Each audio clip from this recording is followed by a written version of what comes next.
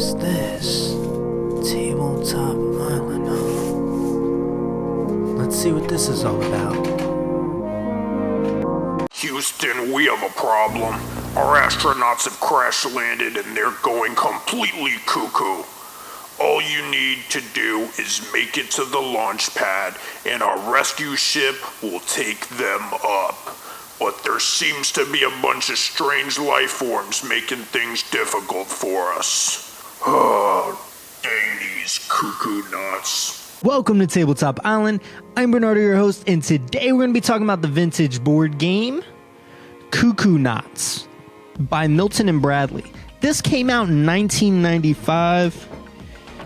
Oh, this is such a cool one. So let's get a little bit into the components here. So as you can see, the board looks great on the table. It has this really amazing 3D ship with a launch pad down the center and this big air pump, which if you guys weren't aware just by looking at it, you basically place your kind of astronauts or KooKooNauts onto the launch pad, and the air pump on the opposing side, when you push down, it shoots them up into the spaceship.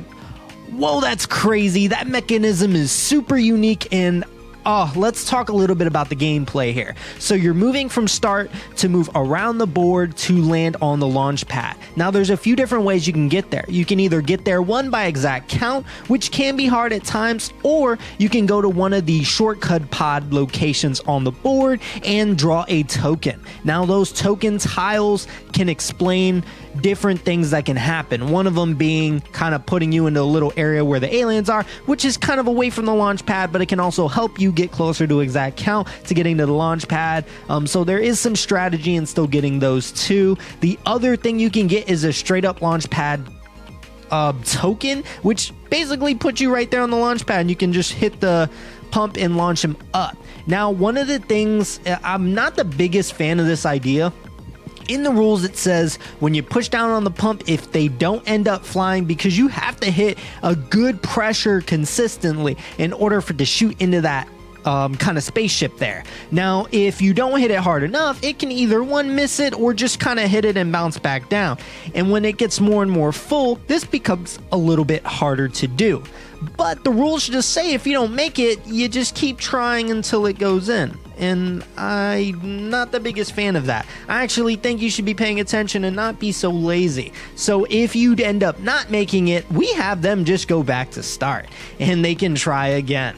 And I do feel that this makes the game drag on just a little bit longer because, to be honest with you, if you play it the regular way, the game is extremely fast. And that may work if you're looking for like a filler game, but if you want more momentum with the game that has such a unique mechanic, it's such an easy way to play this way. And honestly, when you implement this, they'll actually start hitting it just a little bit harder, which will make them go into the spaceship. So I do find that mechanism to be rather amazing. In fact, its success rate is a lot more frequent than you would think for something that just doesn't seem physically to happen. I understand that the astronauts are a bit light, so I can understand why they launch so well, but just how the hose is hooked up and connected from the centerpiece, that's such a cool idea.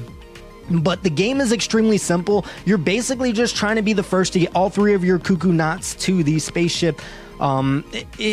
It's as simple as that. There's not a lot going for it. There's not a lot of substance. I actually ended up getting this game sealed, which I'm so happy that I did. The other thing here with the game, I ended up paying about $25 for it sealed. You can find a pretty good deal on it online. I recommend checking eBay, maybe your local thrift shop. This may be the kind of game you see there, but the game is such a unique idea. But do I recommend it? I think if you implement some other rules or house rules to make it a little more strategic, I think the game can work a lot better. One being, again, making it so that if you don't make it from that launch pad the first time, you go back to start and try again. There may be some other things to incorporate. I haven't really kind of worked that out. I've only played it a handful of times there, but I did feel that the game itself felt a bit bland. Now, I say bland, and I'm also saying that the mechanic is amazing with the launch pad, but it doesn't, again, have too much going for it. There isn't enough excitement. The main bit of excitement is the launch pad. There isn't any in between or watching other people.